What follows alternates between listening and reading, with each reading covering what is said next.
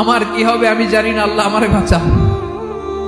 প্রতিটি নবী বলবেন নফসি নফসি, আল্লাহ তুমি আমারে বাঁচাও, আমারে বাঁচাও। বিশ্বনবী মাথা তুলবেন, তুলে বলবেন রব্বি হাবলি উম্মতি, আল্লাহ তুমি আমার গুনাহগার উম্মতকে বাঁচাও।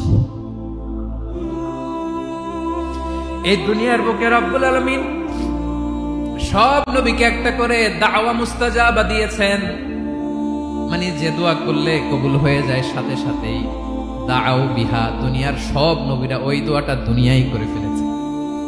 সব নবীকে আল্লাহ একটা করে দোয়া দিয়েছেন, নবী দোয়া করলেই কবুল। সব নবীরা ওই দোয়া করে ফেলেছে দুনিয়াতে। বিশ্বনবী বলেন আমি করি নাই।